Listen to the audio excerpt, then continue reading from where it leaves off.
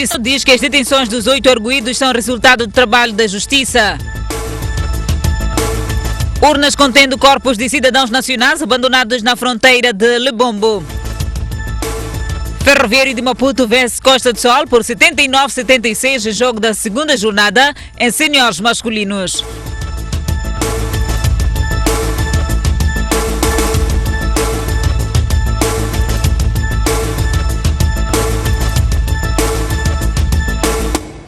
Boa noite, bem-vindos ao Jornal da Noite.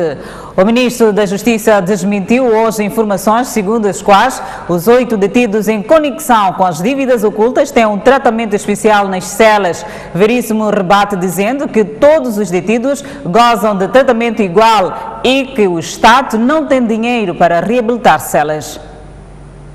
Depois das recentes detenções dos 8 moçambicanos alegadamente envolvidos no esquema das dívidas ocultas, circulou informação segundo a qual os implicados gozavam de salas especiais e privilégios. Reagindo às alegações, Joaquim Veríssimo, Ministro da Justiça, Assuntos Constitucionais e Religiosos, disse que os detidos estão em condições iguais. O Ministério da Justiça, Assuntos Constitucionais e Religiosos, tem a sua responsabilidade inscrita no Estatuto Orgânico, que é sempre garantir que os direitos fundamentais dos cidadãos, por mais esteja em conflito com a lei, mas a sua essência como pessoa humana não deve ser ferida.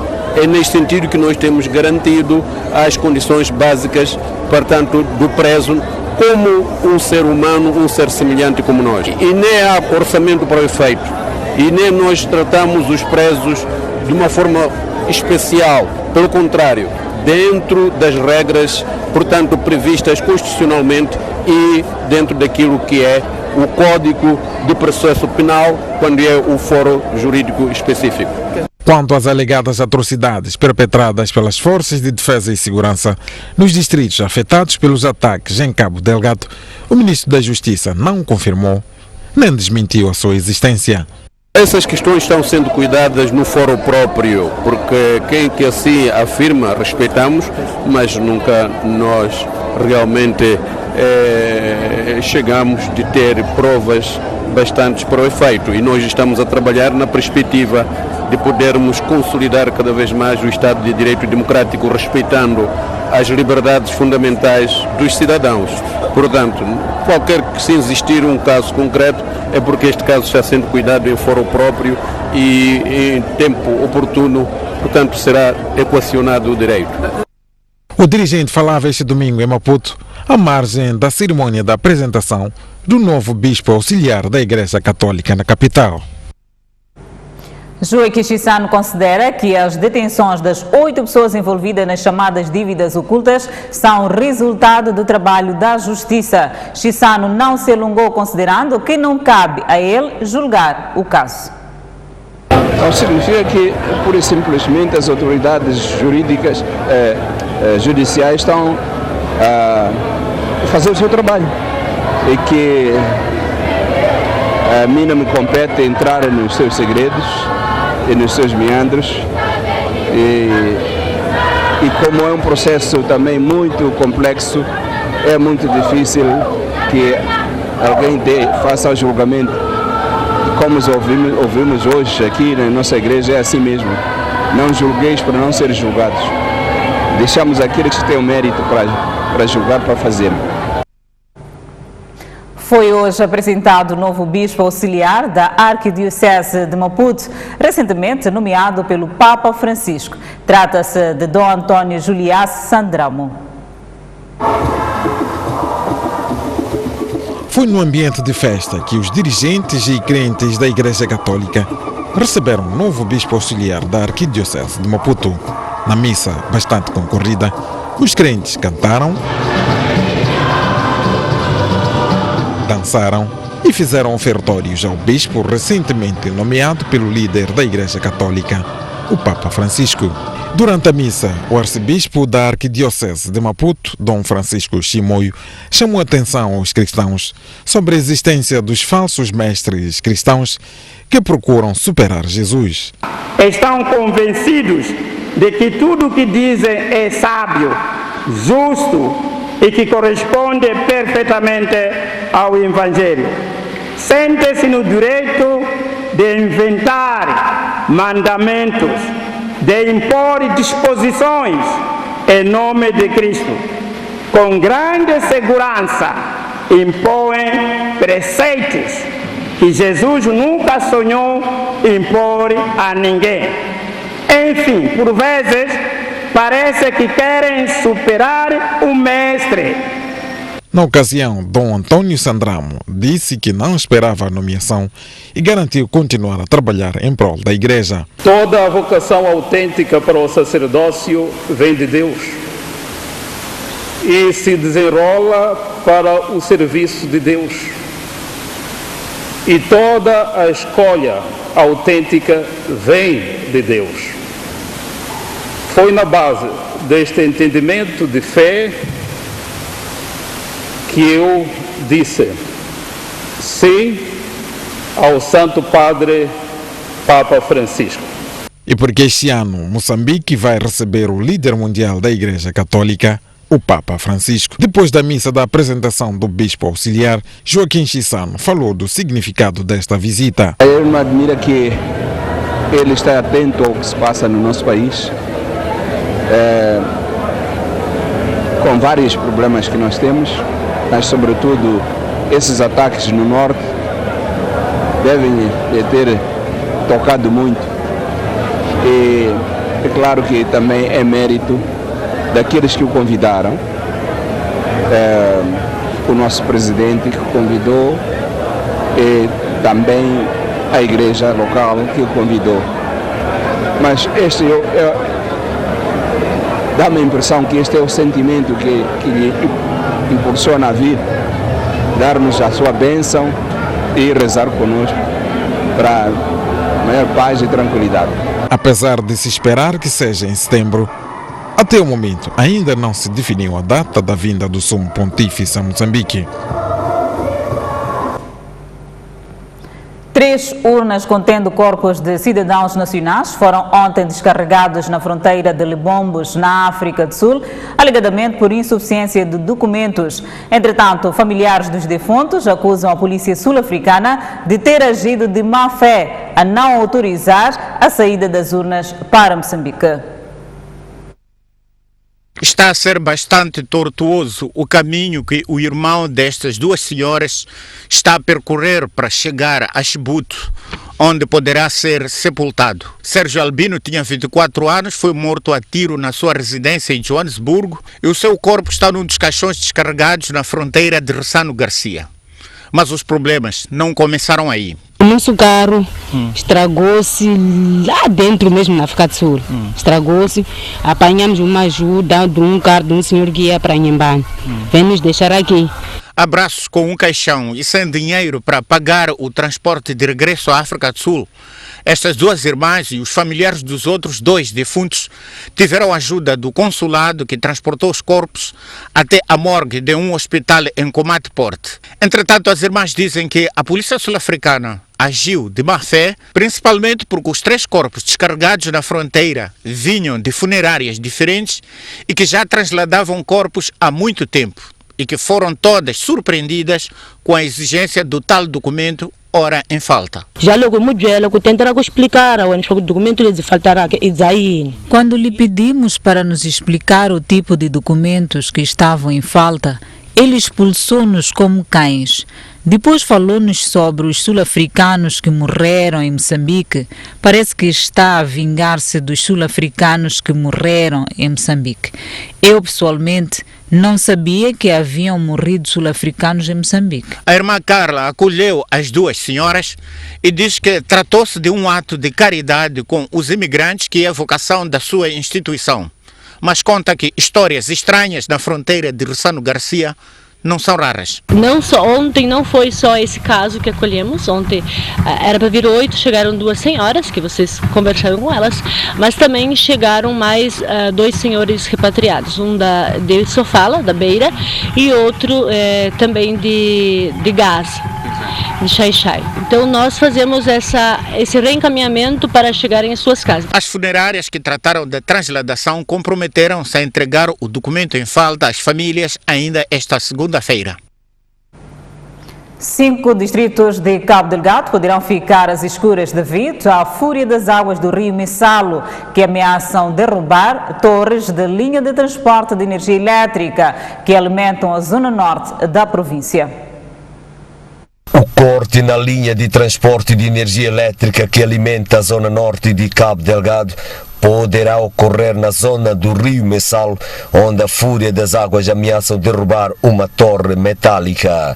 Segundo apurou a STV, além de escavar a fundação da torre da linha de alta tensão, que está praticamente com a base suspensa, a corrente das águas poderá derrubar uma outra torre improvisada feita de madeira. Técnicos da empresa Eletricidade de Moçambique e trabalhadores sazonais estão no terreno há cerca de 10 dias, mas a fúria das águas está a dificultar a realização das obras. A torre em risco de cair está a 500 metros do local onde em fevereiro de 2018 as águas do rio Messalo derrubaram uma outra torre metálica que deixou os distritos de Muidumbe, Mocimba da Praia, Palma, Nangade e Moeda quase uma semana sem energia elétrica. O Ministério das Obras Públicas, Habitação e Recursos Hídricos vai responsabilizar os empreiteiros das obras de cerca de 14 quilómetros de estrada no município de Lixinga. O Ministro das Obras Públicas, Habitação e Recursos Hídricos percorreu os 14 quilómetros de estrada na cidade de Lixinga, onde de perto constatou profundas irregularidades. No bairro Namacula, João Machatini tranquilizou a população, assegurando que os erros serão corrigidos. Fazer obras para não ajudar a população, então não vale a pena fazer. O projeto que foi concebido não é exatamente isso que está a ser aqui executado. Nós iremos tomar medidas muito profundas para corrigir aquilo que está a ser feito de errado, vermos qual é a capacidade técnica das pessoas que estão envolvidas neste projeto. Estamos a falar fiscal, o empreiteiro, também dos nossos próprios colegas da Administração Nacional de Estradas. O empreiteiro justifica-se com alegações de chuvas e curto período concedido. Because of the project period, it's really very short. Houve durante a construção, a temporada de chuvas ocorreu muito mais cedo do que era previsto. Isso, de certa forma, limitou o desenvolvimento dos trabalhos de construção. O período de construção alocado no contrato também foi muito curto. A obra está avaliada em 12 milhões de dólares e espera-se que seja entregue antes de junho próximo. Enquanto isso, a Federação Moçambicana de Empreiteiros acusa alguns governos provinciais de inércia ao não penalizar os empreiteiros que abandonam obras. O presidente do organismo defende que os incumpridores deveriam ser detidos por prejudicar o Estado e a população no geral. Numa altura em que há relatos de obras do Estado abandonadas por empreiteiros desonestos um pouco por todo o país, a Federação Moçambicana de Empreiteiros entende haver passividade por parte de alguns governos provinciais ao não mandar prender os empreiteiros desonestos. O Estado tem força suficiente para todas as pessoas que prejudicarem e prejudiquem o Estado mandar prender. E eu pergunto, até hoje não há nenhum empreiteiro preso, nem com processos de tribunal. Portanto, nós temos conhecimento que há empreiteiros fracos, que não têm dignidade, que não têm imagem, e esses são que estão a prejudicar, digamos, a imagem dos empreiteiros sérios. Portanto, nós estamos a trabalhar a nível da Federação, a nível das províncias, com as associações, precisamente para nós podermos banir esses empreiteiros que realmente estão a estragar a imagem dos empreiteiros e fundamentalmente a prejudicar o nosso Estado e a nossa população. Manuel Pereira não quis avançar o número total de empresas consideradas desonestas, mas adiantou que até o final deste ano será divulgado. Até o final do ano isso será portanto, divulgado na própria revista da Federação Moçambicana de Empreiteiros será divulgada. Gaza é tida como uma das províncias com maior número de obras abandonadas. O governo provincial diz já ter uma lista negra de 40 empreiteiros desonestos para que não consigam ganhar qualquer concurso naquela província. De acordo com a Federação Moçambicana de Empreiteiros, as províncias de Tete, Gaza e Nampula são as mais prejudicadas por empreiteiros desonestos. As obras de reabilitação e ampliação da Estrada Nacional número 6, que liga a cidade da Beira à fronteira de Machipanda e Manica, estão a 95% de execução. A Administração Nacional de Estrada diz que será para breve a conclusão das obras orçadas em 410 milhões de dólares. Desta forma que se apresenta a Estrada Nacional número 6, uma importante via de cerca de 300 km que liga o Porto da Beira aos países do Interland. Os utentes dizem-se satisfeitos, uma vez que com a reabilitação ficou para trás o martírio a que passavam devido à degradação da estrada. Levávamos 10 horas para sair da Beira até Machipanda por causa da estrada esburacada, mas agora percorremos o mesmo troço em 4 a 5 horas. Essa estrada nos facilitou muito, assim já tem 2 faixas, essas 2 faixas antigamente era uma faixa, que era muito complicado na transportação. A Administração Nacional de Estradas diz que as obras estão a 5% do término e fala do processo de reassentamento que ditou a demora na entrega, que estava prevista para 31 de março de 2018. São cerca de 1.800 metros aqui na cidade de Chimoio, junto ao quartel, porque é preciso realocar uma conduta, a conduta adutora do FIPAG, e junto ao InShop. Portanto, no InShop, na área que estava disponível, nós fizemos o viaduto que estava previsto. Mas os acessos, para nós fazermos os acessos, temos que reassentar cerca de 228 famílias. Além de ampliação e reabilitação, as obras do troço incluíram a construção de pontes e 3 portagens, sendo 2 em Sofala e 1 em Manica. E na página internacional, milhares de pessoas manifestaram-se ontem em Milão, Itália, contra o racismo no país. Os manifestantes exigem que a classe política promova a diversidade e pare de incentivar o ódio. A Itália tem registrado grandes mudanças na sua relação com os migrantes, desde que o partido da extrema-direita, Movimento 5 Estrelas e a Liga assumiram o poder. Dezenas de migrantes, incluindo negros, já foram assassinados por questões raciais. Em gesto de repúdio, milhares de pessoas manifestaram-se este sábado em Milão contra o racismo, com o lema "Primeiro as pessoas". Cerca de 200 mil italianos exigem dos governantes o fim da política do medo e ódio contra a diversidade racial. Os manifestantes entendem que a diversidade é o que enriquece o país. O autarca de Milão, Giuseppe Sala, considera os protestos uma indignação do centro-esquerda contra o governo da extrema-direita. Juan Guaidó arrisca-se à detenção caso volte à Venezuela esta segunda-feira, após um périplo por vários países da América Latina. Após ter visitado Colômbia, Brasil, Paraguai, Argentina e Equador, o autoproclamado presidente interino da Venezuela apronta-se para voltar a Caracas esta segunda-feira. Porém, Juan Guaidó corre o risco de ser detido no território venezuelano depois de ter desobedecido a proibição de deixar o país imposta por um juiz que estuda a sua decisão de ter se declarado presidente da Venezuela. Mais de 50 países, sobretudo os Estados Unidos, reconhecem Guaidó como o presidente interino da Venezuela.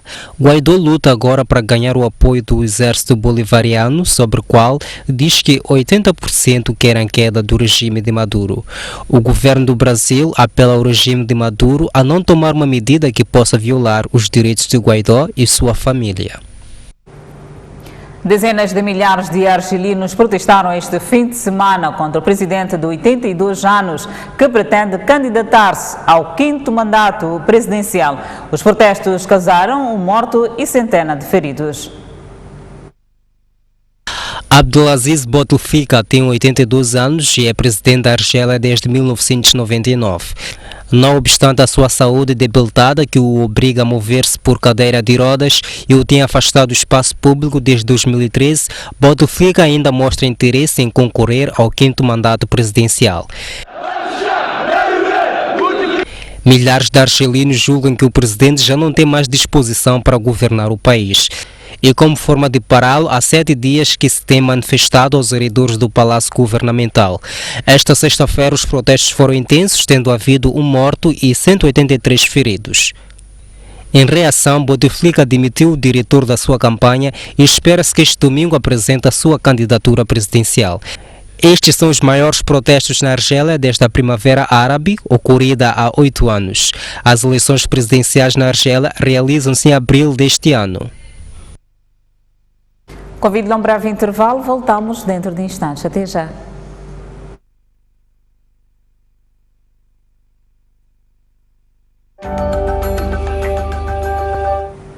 De volta ao Jornal da Noite e seguimos com a página desportiva. O Ferroviário de Maputo venceu o Costa do Sol por 79-76, jogo referente à segunda jornada da Engen Maputo Basket em seniores masculinos. Campeão e vice no jogo grande da segunda jornada da Engen Maputo Basket e enorme expectativa à volta do empate. Os canarinhos apetrecharam-se para a nova temporada. Ivan Costa trocou o Ferroviário da Beira pelo Costa do Sol. Amarildo Matos também juntou-se à equipe orientada por Miguel Guamba. Os campeões da cidade mantiveram a estrutura anterior. Milton Caifás e Hugo Martins já lá estão há algum tempo. A equipa de Milagre Macomb dominou os primeiros 3 quartos de jogo, mas o último foi diferente. Nos últimos 5 minutos, o Costa do Sol passou para frente do marcador. Nesta fase do jogo, Francisco Braga, Milton Caifás e o próprio Ivan Costa foram fundamentais. Já no meio das medidas, o Costa do Sol viu seu adversário aproveitar os lançamentos livres, aquela que foi a melhor fase do experiente Otávio Bagolisson. O jogo depois saíram os 3 pontos de vantagem e venceram para já o mais complicado adversário que terão nesta Engen Maputo Basket. Nos últimos tempos, sempre que vamos jogar com Costa do Sol, cada jogo é um jogo. Então, eu acredito que eles estiveram na sua máxima força, estiveram na sua das melhores posturas. Nós também, infelizmente, conseguimos contrariar isso, porque ultimamente os jogos vêm sendo muito disputados. É um adversário direto que nós temos aqui a nível da cidade. Então, cada jogo é um jogo. Esse foi só mais um jogo e, felizmente, acabamos ganhando. E estivemos em bons momentos com o resultado favorável. A ponta final já não foi tão boa como a meio do jogo, mas o que ditou este resultado foi o início do jogo. Nós tivemos um princípio muito mau, com níveis de concentração muito baixos e deu confiança ao adversário. Há de notar que o primeiro período estivemos já a 22-11. Penso que foi a maior diferença que houve no jogo. O segundo período já foi 19-17 também para o adversário. Não memorizei o terceiro e o quarto, mas tenho quase a certeza que nós no terceiro e o quarto estivemos em frente, mas o que ditou o resultado foi o primeiro período, que os níveis de concentração não foram lá muito bons. O Costa do Sol, orientado por Diolinda Angulela, conseguiu a sua primeira vitória na Engen Maputo Basket edição 2019 ao bater o Ferroviário das Motas por 41-33. 10 segundos deste primeiro quarto de jogo. Depois da derrota diante do Ferroviário de Maputo, para a segunda jornada seguiu outro Ferroviário, mas o das Motas. O Costa do Sol tinha mais responsabilidades. Diolinda Angulela continua sem poder contar com alguns jogadores que chegaram na presente temporada para reforçar a equipa. O jogo deveria ser disputado a ritmo lento e previsível. No final do primeiro período, a diferença era de apenas 1 ponto, com parciais de 8-7, vantagem das canarinhas. A produção foi ainda menos boa no segundo período, apenas 5 pontos separaram as duas equipas. Foi só um intervalo com 12-7, ou seja, o Ferroviário das Motas não fez qualquer ponto ao longo do segundo quarto de jogo. Destaque para Elizabeth Pereira, a jogadora que voltou ao Costa do Sol e que, tal como na derrota da primeira jornada, teve um desempenho individual assinalável. O Costa do Sol, à segunda jornada, consegue a sua primeira vitória e foi por 41-33 diante do Ferroviário das Motas. Ainda não estamos onde temos que estar, mas pronto, uma vitória não se nega, né? Mostra, apesar de termos ganho, que ainda tem muita coisa para trabalhar e é isso que vamos nos concentrar a partir da próxima semana. Foram 2 bons jogos este fim de semana para fazer essa avaliação e vamos retificar a próxima. Bom, antes de mais quero dar os parabéns à equipa adversária, e dar os parabéns à minha equipe sobre lutar, que saímos do déficit do segundo período, não conseguimos marcar nenhum ponto e tivemos outra atitude na segunda parte. Não jogamos ontem, mas já fizemos hoje o primeiro jogo, a outra equipa já faz o segundo jogo e acredito que o jogador irá melhorar e iremos apresentar uma equipa com mais atitude em relação a que jogou hoje. 22 professores de Educação Física em Inhambane beneficiaram de uma capacitação básica sobre o atletismo.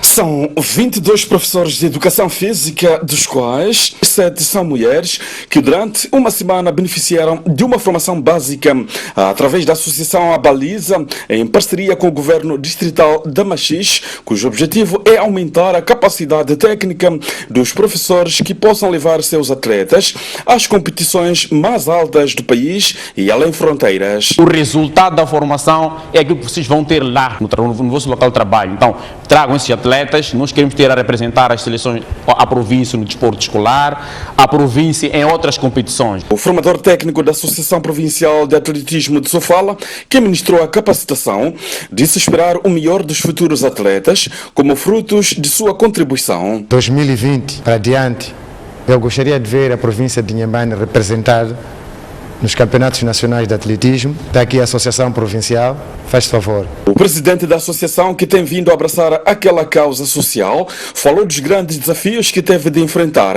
Ao longo destes 5 dias de formação, tivemos dificuldades para levar, portanto, os formandos a terem aulas práticas na pista do atletismo na cidade de Inhambane. Os beneficiários comprometeram-se a dar o melhor de si para elevar a modalidade na província. Vou poder criar mais iniciativas para os meus alunos, assim como levá-los para mais competições. Esta segunda formação, que beneficia diretamente aos professores ligados ao desporto, levada a cabo este ano pela Associação Abaliza.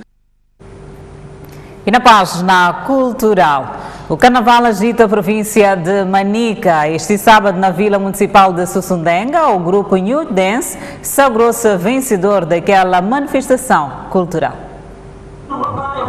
Representação, dança, mas muita dança, desde a tradicional à contemporânea, foram as principais formas encontradas por 9 grupos de carnaval na Vila de Sussundenga para demonstrar o seu talento na cultura. O evento é apadrinhado pelo Conselho Municipal Local, que na pessoa da presidente, Lídia Nicoadala, diz que vai continuar a apoiar iniciativas de gênero. Para nós representa a preservação da cultura moçambicana e pela tradição. Quando se diz a quarta é porque já existiu a primeira e a terceira e agora estamos a celebrar a quarta edição do Carnaval 2019. Na ocasião, os representantes dos grupos New Dance e Hard Dance Family não esconderam a sua satisfação por terem conquistado o primeiro e o segundo lugar, respectivamente. Quando o Carnaval está muito bem, gostei muito bem, para nada mais, isso está a acontecer, deve acontecer mesmo, eu agradeço muito. Comparativamente a outros distritos, estamos muito acima daquilo que é a premiação do primeiro lugar, visto que a premiação do terceiro lugar neste ano é a premiação do primeiro lugar nos outros distritos. Então, nos sentimos felizes. Refere-se que os vencedores das fases distritais irão disputar próximo mês a fase provincial do Carnaval, a qual terá lugar na cidade de Chimoio, onde o primeiro classificado deverá amealhar o valor de 100 mil meticais.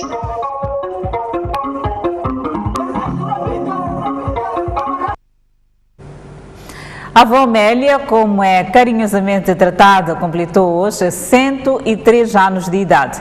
Teve 2 filhas, agora conta com 65 trisnetos. Ela diz que não existe uma fórmula para a longevidade. Hoje são passos dados com firmeza de quem muito aprendeu da vida. Quanto mais o tempo passou, mais lenta tornou-se a caminhada. Afinal, são 103 anos de idade e a energia não transborda da mesma maneira. Não se rende ao tempo. Embora com a ajuda de muletas, ela prefere caminhar. O olhar franzino, o sorriso envaidecido, as rugas na pele e o lenço na cabeça são reveladores de uma história de vida que começou no ano 1906. Pelos números, 1 século e 3 anos. Nem acredito que cheguei a esta idade depois de tanto sofrimento por que passei. Não conheci os meus pais. Fui criada por familiares da parte da minha mãe. Sofri muito. É avó, bisavó e trisavó. São no total 19 netos, 60 bisnetos e 65 trisnetos. Na verdade, são 3 gerações que lhe sucederam. Foi numa data igual que a anciã nasceu. E por isso, netos, bisnetos e trisnetos juntaram-se para homenagear.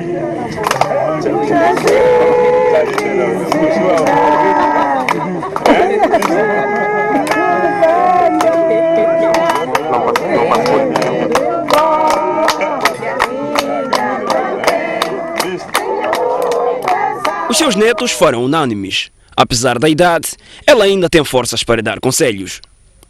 Agradecer a Deus que deu mais vida à minha mãe. A gente admira ela porque consegue ainda nos dar alguns ensinamentos da vida. E me sinto muito honrada por ter uma bisavó com mais de 100 anos. Eu estou muito feliz por ter uma trisavó como ela. Com ou sem segredos, a avó Amélia foi agraciada pela longevidade e, quiçá, tenha mais anos de vida. Já na Beira, um casal comemorou este sábado bodas de ouro. Segundo eles, o amor, o perdão e paciência são elementos fundamentais de um relacionamento para a vida toda. E é desta maneira que colocamos ponto final ao Jornal da Noite. Obrigada pela atenção dispensada. Encontro marcado amanhã à mesma hora. Boa noite.